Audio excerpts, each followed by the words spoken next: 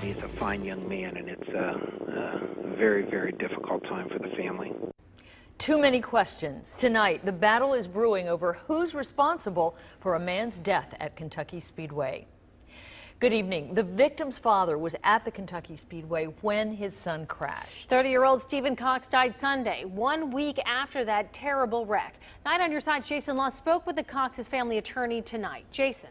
We found out tonight that Stephen Cox was driving alone in the car when he smashed into the wall at the Speedway. His family now has an attorney, and they're trying to find out what exactly caused Cox to lose control. RaceWithRusty.com offers you the chance to strap into a car capable of hitting 155 miles per hour. No experience is necessary, just the need for speed. How fast will you go? Real fast. But the Rusty Wallace racing experience is not risk-free.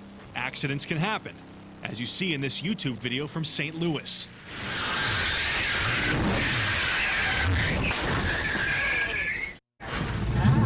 Are you okay?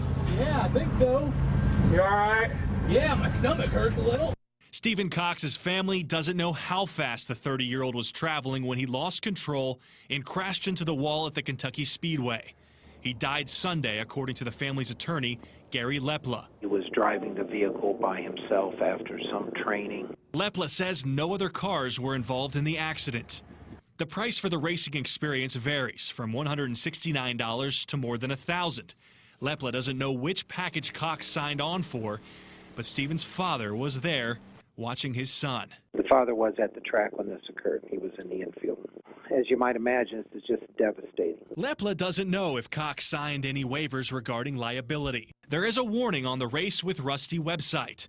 The student is given a great deal of freedom on the track.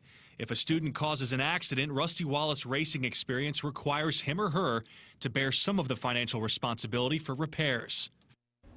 There is actually a lot of confusion over which outside agency is going to investigate Stephen's death. We talked to the Gallatin County Sheriff's Office. They would have jurisdiction, but just this afternoon they told us that they weren't actually called until days after the accident. And as of right now, they're not looking into it. But if they don't look into it, you can imagine a litigator will, or an insurance company, if there's some kind of lawsuit here. This is going to continue to unfold and unfold. Absolutely. And I'm sure you'll stay on it. Thanks, Yes. Jason.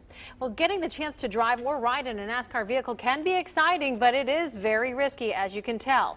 One man who knows that, our own traffic reporter, Adam Marshall. This is video and pictures from when Adam participated in the Mario Andretti racing experience at the Kentucky Speedway. And dozens more got to drive in Indy-style cars. He says while it was a huge thrill to be speeding around a track, it doesn't come without dangers. You absolutely know there's risk. You sign papers, and every driving experience down there starts with a safety course, and essentially it's a long class. There's a lecture, there's a video, there's a Q&A session, and you know it's dangerous. That's part of the adrenaline rush. I personally went 165 miles per hour. We also learned the Rusty Wallace Racing Experience will be at the Columbus Speedway. That'll be this Saturday.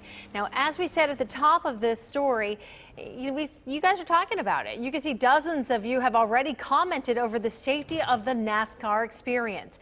Jump in on this conversation right now on the 9 on Your Side Facebook page.